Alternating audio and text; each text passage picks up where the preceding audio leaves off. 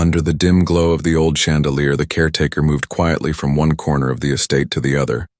She was young, yet her eyes carried a weight of years, as though life had already taught her lessons most people never wished to learn. She wore simple clothes, washed so many times that the color had faded.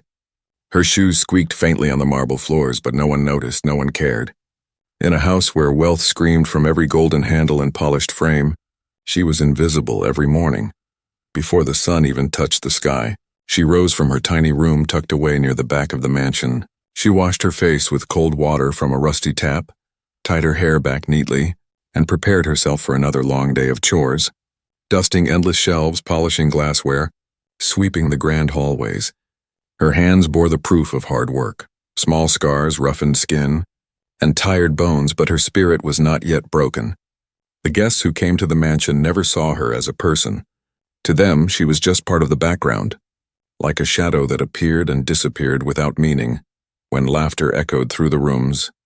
It never included her when music filled the halls. It drowned her existence. Even some of the other workers, eager to gain favor with their wealthy employers, mocked her quietness. They whispered that she had no charm, no future, nothing worth remembering. Yet the caretaker kept her silence. She had long learned that words could only stir more trouble. Better to bow her head and finish her duties than to invite sharp tongues and cruel laughter. She carried trays filled with food so rich she could only dream of tasting it. She set tables decorated with silver spoons and golden plates. She arranged flowers that would wilt within days but still looked more treasured than she ever was. Sometimes late at night, when the guests had left and the mansion grew silent, she allowed herself to pause. Her eyes would drift toward the grand piano in the hall. The polished black surface gleamed under the dim lights, and the ivory keys seemed to call out to her. But she never touched them, not while others could see, for in her heart lived a secret, one she guarded carefully, one she feared would only bring more mockery if revealed. Her life had not always been this way. Once in her childhood, her father had saved enough money to buy a small, second-hand piano. It stood proudly in their modest home. Her mother would hum gentle lullabies while she practiced each note. At first, her small fingers stumbled clumsily across the keys, but she did not give up. Hours passed like minutes when she played. The world seemed softer, kinder, filled with beauty whenever music filled the air. But fate had been unkind. A sudden illness swept through their town. Her father's health declined. Hospital bills grew, and soon the piano was sold. What remained was only the memory of music and the ache of what she had lost. The years that followed pushed her into work as a caretaker, scrubbing floors instead of playing songs, serving others instead of following her own dreams. Still inside her, the music never died. She carried it silently, hidden deep in her soul. Every time her hands touched the polished wood of a table, she imagined it was the surface of piano keys. Every time she carried a tray, she thought of balancing notes in rhythm. When the wind whistled through the mansion's old windows, she heard melodies in its song.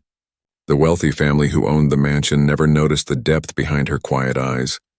To them, she was only a servant, but to herself, she was more. She was someone who once had music, someone who still remembered how beauty felt. Even if the world refused to see her, she knew she carried something inside that poverty and humiliation could not erase. On that particular evening, as laughter drifted through the grand dining hall, she passed by the piano once more. For a brief second she paused. Her fingers itched with longing. But then she quickly lowered her gaze and hurried away. The piano was not meant for her. It belonged to the world of wealth and glitter where she had no place, or at least that was what she believed then. Day after day she continued her quiet routine, sweeping unnoticed in the background of other people's grand lives. No one imagined that within her lived a story. No one suspected that her silence was not emptiness but strength. She was like a book no one bothered to open, her chapters hidden behind dust and shadows. But life has a way of turning pages on its own, and soon, the world that ignored her would have no choice but to listen. The evening air was heavy with the scent of expensive perfume and polished wood when the caretaker first saw him. He stepped out of a long black car that stopped in front of the mansion. Tall, confident, and dressed in a sharp suit, he looked like he owned the world. His shoes clicked against the marble floor as he entered, his gaze sweeping over everything and everyone with a kind of cold pride. This was the millionaire heir, the young man whose wealth was spoken of in every corner of the city. From the very first moment, people rushed to greet him. Servants bowed their heads, the host spread his arms wide in welcome. Guests whispered excitedly about his fortune, his businesses, and his charm. He carried himself like a king stepping into his palace, but behind his charming smile was arrogance. His words carried a sharpness, as though every sentence was a weapon meant to remind others of their lower place. The caretaker, standing in the corner with a tray in her hands, watched him quietly. She had seen many rich people come and go, but this man was different. His presence filled the room in a way that demanded attention, even from those who wished to avoid him. When his eyes swept across the hall, she quickly lowered her gaze, praying he would not notice her. For people like him rarely saw caretakers as human. They were furniture, shadows or worse, a target for mockery. As the night went on, laughter filled the dining hall. The millionaire sat at the center of the table, speaking loudly, telling stories of his travels and victories. Each tale painted him as clever, powerful, and untouchable. Guests clapped and cheered, eager to please him. The caretaker moved silently among them, refilling glasses, collecting empty plates. Every time she passed near him, she felt the weight of his gaze. Not warm, not kind, but heavy with curiosity, as if he were amused by her quietness. At one point, he leaned back in his chair and smirked. His voice carried across the hall. "This place is filled with dull faces, but at least the wine is good." The guests laughed, though his words had no real humor. Then, his eyes flickered toward the caretaker, lingering a moment too long. She felt her cheeks warm but kept her head bowed, pretending not to notice. Later in the evening, as the piano player entertained the guests with a gentle tune, the millionaire's laughter broke through the melody. "Even this music feels tired," he scoffed, snapping his fingers for attention. "Can no one here surprise me?" His tone was playful but edged with mockery. Everyone laughed with him, eager to remain in his favor. Everyone except the caretaker, who stood silently by the wall. Clutching her tray, her heart pounded, though she did not understand why. There was something dangerous about the way he looked at the world, as though everything existed only for his amusement. His wealth gave him power, and he used that power to play with people, making them bend, making them stumble. He liked to test others, to see how far they would go just to impress him. The caretaker, though silent, felt a strange unease. She could sense that his sharp tongue might one day turn toward her. As the night stretched on, the millionaire grew bolder. He teased the host about his art collection, mocked another guest for his poor taste in clothes, and even made one of the servants spill wine out of fear. His laughter rang out again and again, charming to some, cruel to others. To the caretaker, it was a sound that reminded her of storms. Loud, sudden, and destructive. Still, the guests adored him. They saw his arrogance as confidence, his cruelty as wit. They whispered about his fortune, his cars, his houses, how lucky he was. The caretaker listened quietly, her thoughts drifting. She wondered what kind of heart could hide behind such wealth. Was there kindness buried deep within him, or was he only what he showed? A man who measured people's worth by their ability to entertain him. By the time dessert was served, she had already made up her mind to stay invisible, to pass through the night without drawing his attention. Yet fate often ignores the wishes of the quiet. For just as she thought she could slip away unnoticed, his eyes locked on her again. His smirk returned, slow and deliberate, as if he had found a new game to play. The caretaker's breath caught in her throat. Though she forced her steps to remain steady, she could not have known then how deeply this encounter would change her life. The millionaire's arrival was not just another evening of service. It was the first step in a chain of events that would draw her secret past into the light. A test of dignity, talent, and strength awaited her, but in that moment, she only felt the weight of his gaze. The room was filled with laughter and music, but to her, it was the beginning of something far greater, something she could neither escape nor predict. The night was moving smoothly, filled with laughter, clinking glasses, and the sound of cutlery striking fine porcelain. The caretaker tried to remain invisible as always. Her steps were light, her presence quieter than the soft hum of the chandelier above. She thought perhaps she had escaped the attention of the millionaire. But fate was not so kind. His sharp eyes caught her once again, and this time he decided to make her the center of his amusement. He leaned back in his chair, his glass of wine glimmering under the golden light. His lips curled into a smile that was not friendly but mocking. The guests around him had grown used to his sharp remarks and cruel humor, so they waited, half curious and half eager, to see what he would do next. His gaze lingered on the caretaker, standing silently by the wall with a tray in her hands. And then he spoke loud enough for the whole room to hear. "You there," he said, his tone playful but cutting. "The quiet little shadow who walks around like a ghost, tell me. What can you do besides carry trays and sweep floors?" The room fell silent for a moment, and then a few guests chuckled nervously. The caretaker froze, her heart racing. She kept her eyes low, wishing the ground would swallow her whole. She knew from experience that answering back would only bring more laughter. But the millionaire was not finished. His eyes sparkled with mischief. He wanted a spectacle, something to entertain him. He gestured toward the grand piano that stood proudly in the corner of the hall, polished and waiting. "Why don't you give us a tune?" he said mockingly. "Play something beautiful, and if you impress me, I'll marry you." The words struck like thunder. The guests gasped, then laughter erupted across the room. Some laughed because they thought it was a clever joke. Others because they could not imagine a caretaker touching an instrument so grand. A few whispered cruelly, mocking the very thought of someone like her daring to play music. The caretaker's hands tightened around the tray until her knuckles turned white. Her throat was dry, and her whole body trembled with humiliation. To the guests it was nothing but a game. A wealthy man teasing a poor servant to pass the time. But to her it was a cruel challenge, a reminder of how low she stood in the eyes of the world. Her mind screamed at her to walk away, to keep her silence. Yet something stirred deep inside her, a memory long buried but never forgotten. The piano, her childhood, her father's tired but loving smile as he encouraged her small fingers on the keys. The nights when music was her only escape from hunger and fear. She stood frozen in place, fighting with herself. The millionaire raised his brows, clearly amused. "What's the matter?" he said, his voice smooth but sharp. "Too difficult for you? Or perhaps you don't even know which key makes a sound." The laughter grew louder, and she felt her face burn with shame. Still, she did not move. Her silence only made the ridicule sharper. One guest tried to lighten the mood, chuckling as he said, "Come now, she's just a caretaker." "She's never touched an instrument in her life," another added. "Yes, let's not waste time, we all know she can't do it." The millionaire smirked, clearly enjoying himself. He loved the attention, loved being the center of amusement. And in that moment, the caretaker was nothing more than a pawn in his cruel game. Her heart, however, refused to surrender. Beneath the fear and humiliation, something else began to rise. An old strength, a quiet fire that had been buried under years of silence and servitude.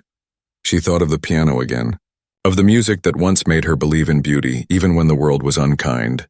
She thought of the promise she made to herself as a child, that she would never let her gift disappear completely. Now, standing under the cruel gaze of the millionaire, she felt that promise awaken. The room waited, eager to see her stumble or flee. To them, the outcome was already certain. She was just a caretaker, a nobody. They expected her to shake her head, bow, and leave the hall in shame. But life has a way of surprising even the cruelest of hearts, and as she stood there, her breath trembling but her spirit stirring, the guests did not realize they were about to witness something unforgettable. The millionaire, bored of waiting, waved his hand dismissively. "Fine, if you won't play. Then go back to your dusting," he said. His words dripping with disdain, his laughter joined the others, filling the hall like a cruel melody. But just as he turned away, the caretaker finally lifted her head.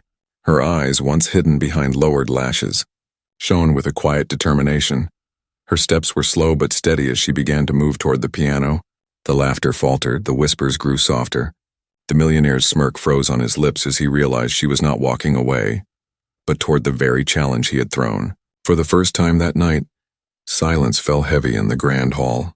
Every pair of eyes followed her as she approached the piano, her figure small but commanding. The air seemed to shift, as though the room itself was holding its breath. She placed the tray gently on a nearby table. Her hands, though trembling, reached out to the polished surface of the piano. For years she had not touched one, but the memory of the keys was still alive in her heart.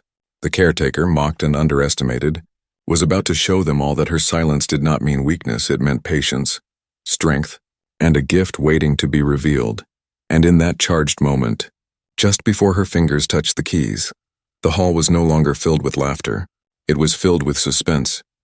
Every person, from the cruel millionaire to the curious guests, leaned forward waiting, and the caretaker, who had been invisible all her life, stood ready to shine. The hall fell into a silence so deep that even the flicker of the candles seemed louder than breath.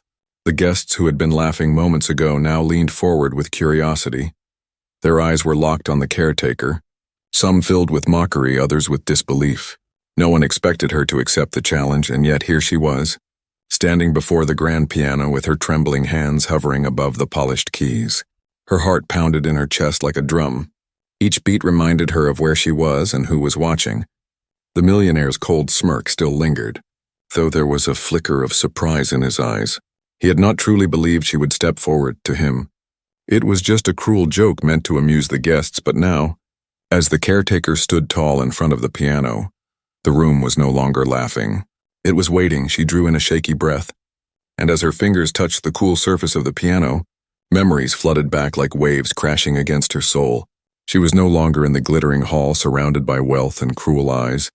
In her mind, she was a little girl again, sitting on a wooden stool in a small room where the air smelled faintly of bread and ink. Her father's hands rested gently on her shoulders as he encouraged her. "Do not be afraid of mistakes, my child. Every wrong note is just a step toward the right one." The piano they once owned was old and scratched. It sounded uneven, but to her it was magic. Every afternoon she would practice, sometimes for hours, until her mother called her for dinner. The neighbors often paused outside their little house, smiling as they listened to the music of a girl who played with her whole heart. That piano had been her escape, her world, her dream. Until sickness came like a thief in the night.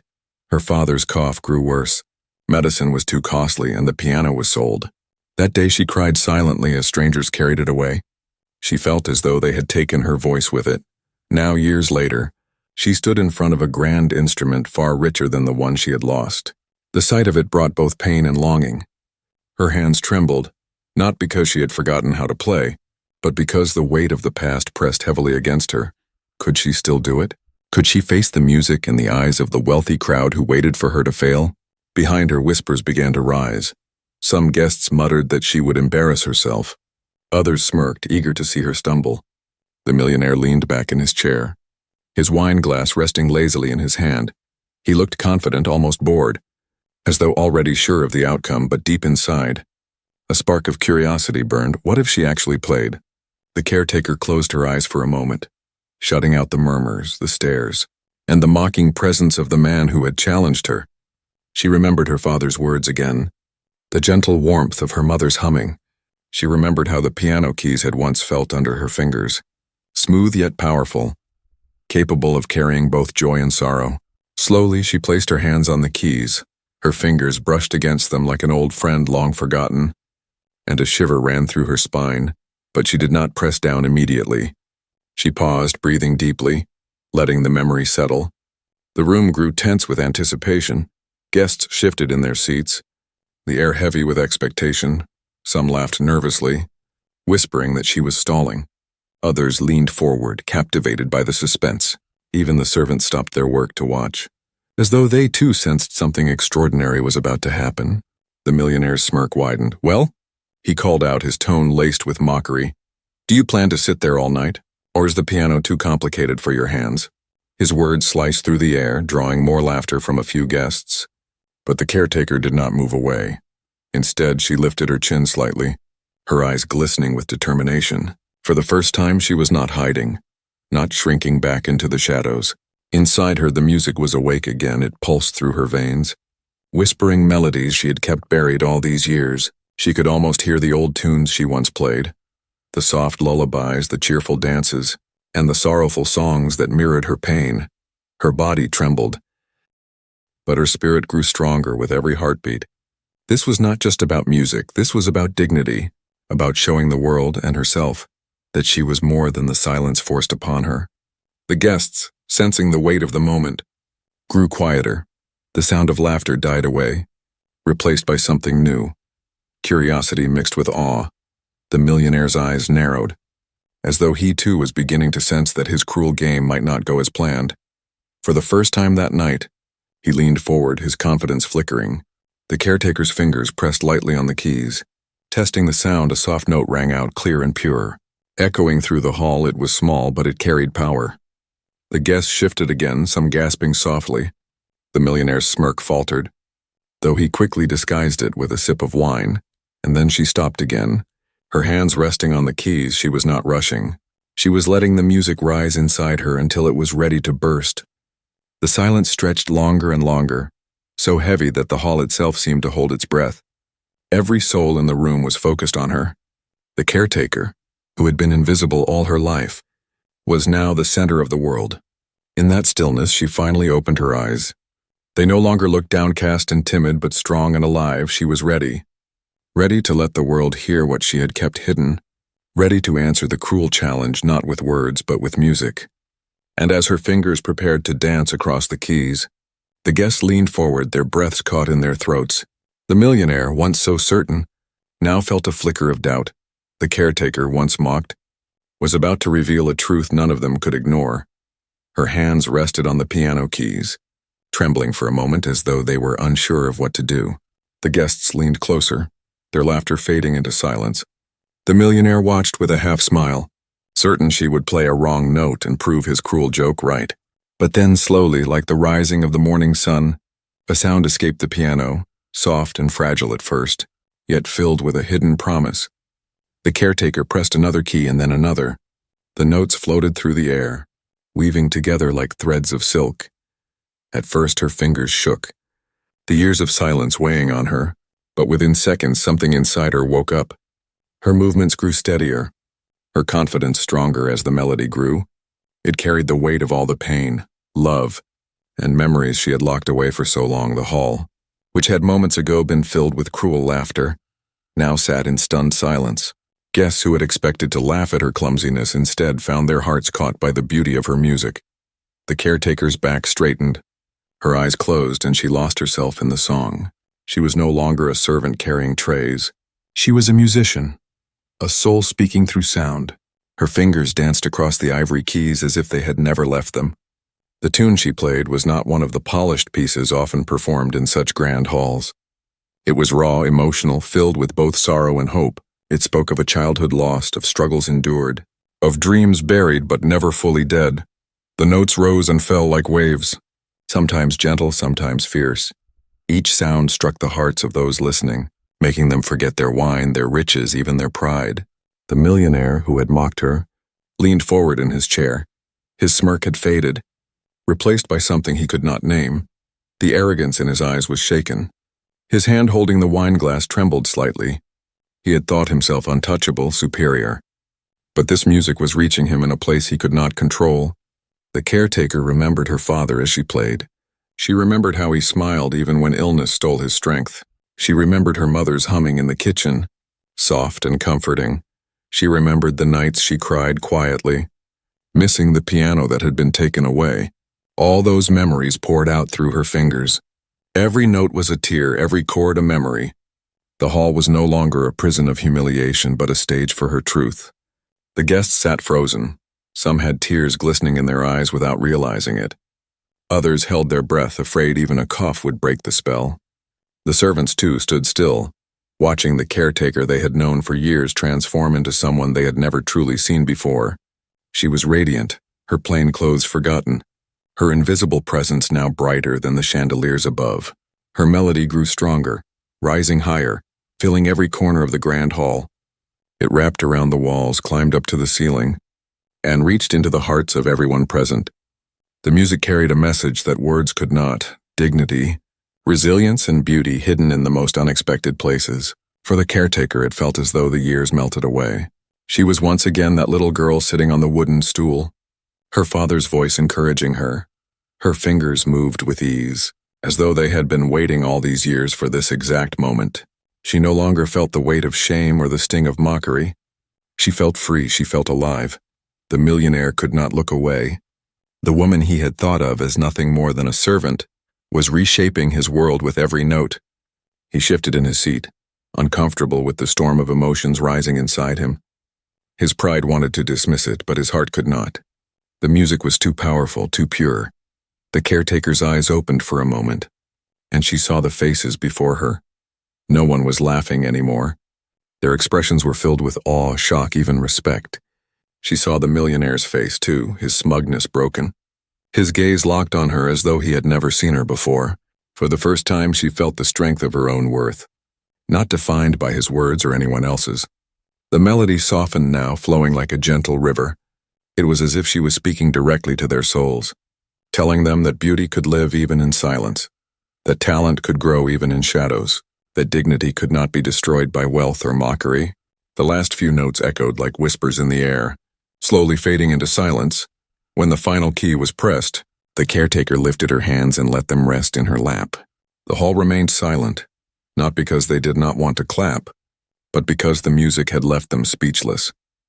It was as if the very air carried her soul, and no one wanted to break the spell. Then, like thunder breaking after a long storm, the applause began. One guest started, then another, until the entire hall was filled with the sound of hands clapping, louder and louder.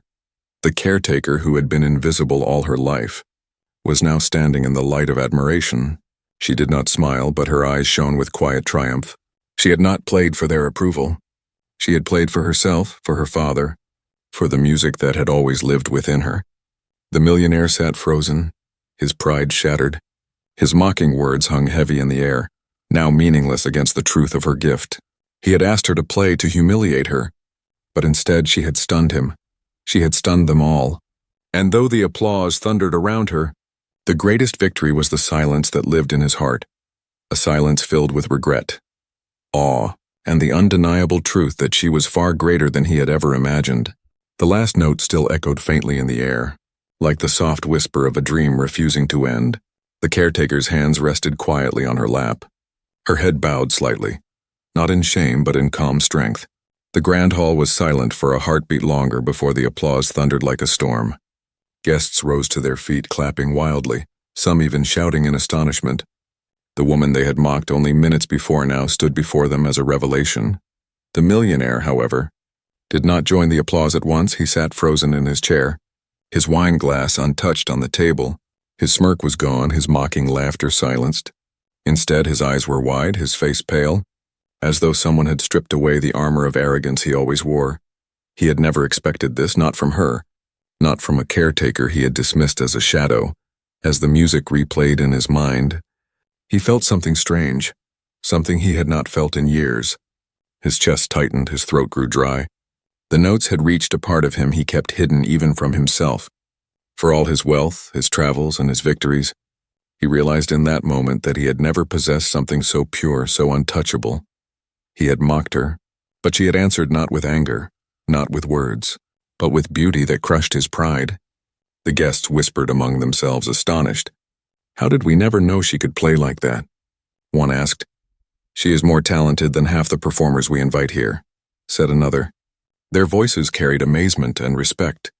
But to the millionaire, every word was like a mirror showing him the truth of his cruelty. He had tried to belittle her, and now he was the one belittled in the eyes of all. He leaned forward, resting his elbows on the table, his eyes locked on the caretaker as if she were no longer the same person. She had become something larger, someone whose quiet dignity made his wealth look small. His chest ached with a feeling he did not understand. Was it admiration? Was it shame? Or was it something more? Something he had never considered before. The caretaker, standing by the piano, did not look at him with anger. She did not seek his approval or his apology. Her calm eyes drifted across the room, taking in the applause, the astonished faces, the respect she had finally earned when her gaze brushed past him. It was as if she saw through him completely. She had no need to prove herself to him anymore. She had already won. The millionaire felt his pride crumble. For years, he had believed money could buy respect, power, even love. He had lived in a world where people bent to his will because of his fortune. But in that moment, he understood something he had never faced before. Money could not buy what she had just given. It could not buy her gift, her strength, her dignity, or the silence that followed her music. He shifted uncomfortably in his chair. He wanted to speak, to say something clever, to reclaim his pride, but the words refused to come. For the first time in years, he felt small. His arrogance had been stripped away by the very person he thought least of. His laughter would not return, his smirk would not save him. He was caught in a truth he could not escape. The hall continued to clap, the sound echoing against the high ceiling. Yet the millionaire could not hear it clearly anymore. His mind was too loud with thoughts he could not silence. He replayed the image of her standing at the piano, her eyes closed, her hands dancing across the keys with a grace that no wealth could match. He realized he had not only underestimated her, he had insulted something sacred. Guests turned to him now, curious to see his reaction. Some smiled slyly, sensing that the arrogant young man had been humbled. Others waited to see if he would keep his promise of marriage. He had said it so carelessly, so cruelly, yet now the challenge no longer seemed like a joke.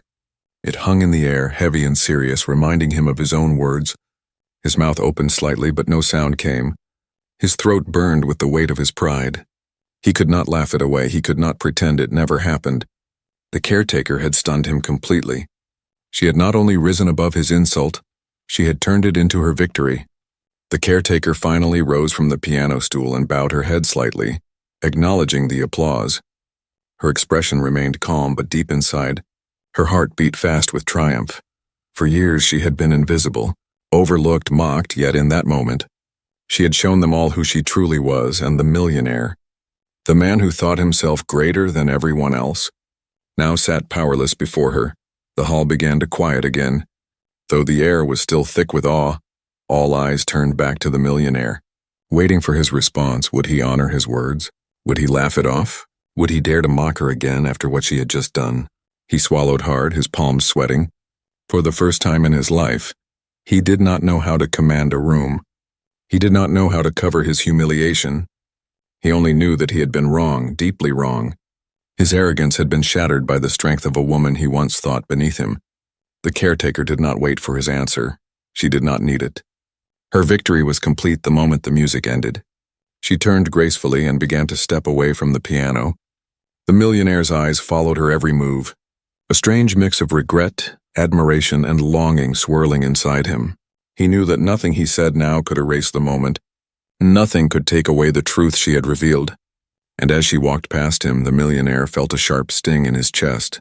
The sting of realizing that for all his riches, for all his pride, he had been defeated, not by money, not by power, but by music, by dignity, and by a woman he had once mocked as nothing. The final note of her song had faded, but its echo seemed to live on inside every person in the hall.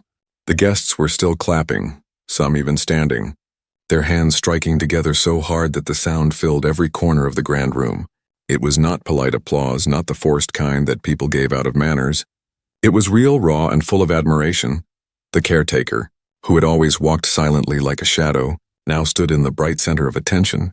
She had become someone no one could ignore. The millionaire sat frozen, unable to join in right away. His pride had always been his armor. But now that armor was shattered, he had thought himself clever, had believed his mocking challenge would make her stumble. Yet instead of shame, she had brought beauty instead of weakness. She had shown strength. He could feel the weight of eyes turning toward him now, some filled with amusement, others with curiosity. Everyone was wondering, what would he do, what would he say? The guests whispered to one another, "Did you see her hands? She played like a master," one said, "and all this time, we never knew," said another. Even the servants, who had long known her as quiet and hard-working, were stunned into admiration. They had never seen this side of her, never guessed she carried such hidden light. In that moment, respect for her blossomed everywhere. It spread through the hall like fire, touching everyone who had once dismissed her. The caretaker, however, did not bask in their admiration. She simply bowed her head slightly, her calm expression unshaken. Her victory was not about their applause, it was about proving, even to herself, that she had not lost the gift life once gave her. The years of silence had not destroyed her music. Her strength had survived, and tonight it had finally been heard. The millionaire's hands twitched on the table. He wanted to rise, to reclaim his power with words or laughter. But nothing came. His throat tightened as he saw the truth in the faces around him. They were no longer laughing with him. They were looking at him as though he were the fool. He had mocked her. But now it was his pride that lay broken in front of everyone. A guest leaned close to him and whispered with a chuckle, "Well, sir, it seems you underestimated her. What do you say now? You promised to marry her if she could play." The words were not cruel, but they were enough to make his cheeks burn. He could feel the sting of his own arrogance coming back to strike him. His challenge, meant as a joke, had turned into a vow witnessed by all. The caretaker glanced his way only once, her eyes calm, steady, almost pitying. It was not anger that shone in them, but something far stronger, a quiet dignity that no one could steal. She did not need his approval. She did not need his promise. She had already risen above him. The power was no longer his, it was hers. The applause finally began to fade, though the atmosphere of awe remained. Some of the guests moved closer to her, offering kind words. "That was extraordinary," one woman said softly. "You played with such feeling," another added. For the first time, she was being spoken to as an equal. Not as a servant for the first time. Her name mattered more than her role. The millionaire watched this in silence, his chest tight with emotions he did not know how to name. He felt jealousy, because she had something he never could buy. He felt shame because he had tried to humiliate her. He felt admiration because her strength had shaken him to his core. And somewhere deep within him he felt fear. The fear of realizing that all his wealth and arrogance meant nothing in the face of true dignity. The caretaker stood tall, her plain dress now carrying more grace than the gowns of the wealthy guests. She was no longer invisible, no longer the shadow moving silently through the halls. She was a woman who had faced cruelty and turned it into triumph. And the respect she earned that night was more valuable than any riches. The millionaire finally rose from his seat. His movements were slower than usual, his confidence dimmed, he tried to smile, but it did not reach his eyes. He raised his glass as though to toast, but the words caught in his throat. For the first time in his life, he had no clever remark, no sharp joke, no arrogant claim. He only had silence, and in that silence, the caretaker's victory grew even larger. Some guests noticed his struggle and smiled knowingly. They understood what had happened. The proud man had been broken, not by another wealthy rival, but by the very person he had mocked. The irony was clear to everyone. His pride had collapsed, and in its place stood respect for the woman he had once tried to make small. The caretaker did not linger near the piano. She turned and began to step back toward her quiet corner, her movements calm, graceful, without hurry. She did not need to stand in the light any longer. She had made her point, and she carried her dignity with her. The guests parted for her as she passed, their eyes following her with admiration. Some even bowed their heads slightly, as though in silent apology for ever dismissing her. The millionaire's eyes followed her too, heavy with regret. He wanted to call out, to say something, an apology, a confession, anything, but the words stayed locked inside him. He knew that nothing he could say would undo the truth of what had just happened. Nothing could take away the respect she had earned, or the pride he had lost. And so the evening ended not with his laughter or his stories, but with her music still lingering in every heart. The guests would leave remembering her, not him. They would tell others of the night when a caretaker stunned a room full of wealth with nothing but her gift. They would remember how the proud millionaire was silenced, and how dignity rose from the shadows to shine brighter than gold. The hall had grown quiet again after the storm of applause. The caretaker stood with calm eyes and steady hands, her heart still racing from the music, but her spirit filled with strength.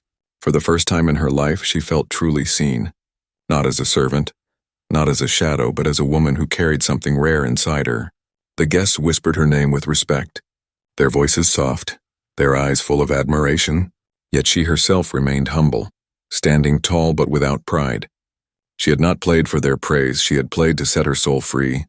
The millionaire rose slowly from his seat. His face no longer carried the smug smile it had worn all night. His arrogance was gone, replaced by something new, something uncertain. He cleared his throat, trying to find words, but they did not come easily. The man who always had clever remarks and sharp laughter now struggled to speak. The guests turned toward him, waiting. Everyone remembered his challenge. Everyone remembered the cruel promise he had thrown so carelessly into the air. Play something beautiful and I'll marry you. Now she had done it, and the weight of his own words pressed heavily against him. At last he stepped forward, his glass trembling slightly in his hand. "You have astonished me," he said, his voice lower than before. "I did not know you could play like that. Forgive me for doubting you." His eyes met hers, and in them was something he rarely showed, shame. He tried to smile, to soften the humiliation. "And as I promised, if you wish it, I will keep my word." The room held its breath. Some guests gasped, others exchanged glances. The idea of a millionaire marrying a caretaker was unthinkable to many of them. Yet it was his own words, his own vow. She had met his challenge, and now he was bound by it. Their eyes turned to her, waiting for her answer. The caretaker looked at him, her face calm, her expression unreadable. She saw not only the man before her, but also the arrogance that had once filled his every gesture. She remembered his laughter, the way he had mocked her in front of all. She remembered the sting of humiliation. She knew his offer now did not come from love, not even from respect. It came from pride and shame, from the need to save himself in front of others. Her lips curved into the faintest of smiles, not cruel, not bitter, but gentle. She shook her head slowly. "No," she said softly, but her voice carried through the hall like a bell. "I do not need your promise." The words fell like stones into still water, sending ripples of shock across the room. The guests stared at her in disbelief. Some whispered, "Did she refuse?" Others murmured, "How could she turn down such an offer?" Yet beneath their surprise was something else, respect. For in her refusal, she had shown a strength greater than any wealth could offer. She was not tempted by riches, not blinded by status. She chose her dignity over a life that would chain her to a man who once belittled her. The millionaire's face flushed, his pride stung again. But this time he could not mock. He could not laugh. Her answer had silenced him even more deeply than her music had. He opened his mouth as though to protest, but her calm eyes stopped him. She did not need to say more. Her choice was final. She turned away from him and began to walk. Each step was graceful, steady, filled with quiet power. The crowd parted to let her pass, their eyes following her in awe. Servants who had once walked past her without notice now looked at her with admiration. Guests who had laughed at her earlier now bowed their heads slightly as she passed. In that moment, she was no longer a caretaker in their eyes. She was something far greater. The millionaire watched her go, his heart heavy with something he could not name. Perhaps regret, perhaps longing, perhaps the realization that for all his wealth, he had lost something priceless. He had offered her his hand, but she had shown him that she was beyond his reach. She was free. She belonged not to his mockery, not to his promise, but to herself and her music. The night ended with her leaving the hall quietly. Yet every step she took was remembered by those who stayed behind. They would talk of her, not of him. They would remember the music, the strength, the refusal. They would tell the story of the night when a caretaker stunned a millionaire, and then stunned him again by walking away. As she stepped outside into the cool night air, the stars above seemed brighter than ever. The wind brushed against her face gently. As if congratulating her, she drew in a deep breath, filling her lungs with freedom. For the first time in years, she did not feel small. She did not feel invisible. She felt alive. She felt like herself. The piano had given her back her voice, and her choice had given her back her dignity. She walked away with nothing in her hands, yet with everything she had ever needed, her strength, her gift, and her freedom. And though the millionaire would never forget the woman who refused him, she would carry only the memory of her music, her victory, and the life she chose for herself. That night the world changed for her, not because she married into wealth, not because she gained riches, but because she proved to herself and to everyone else that dignity and self-respect are worth more than gold. And as she disappeared into the night, her story remained in the hearts of all who had witnessed it, a reminder that true power does not come from wealth, but from the courage to walk away with your head held high,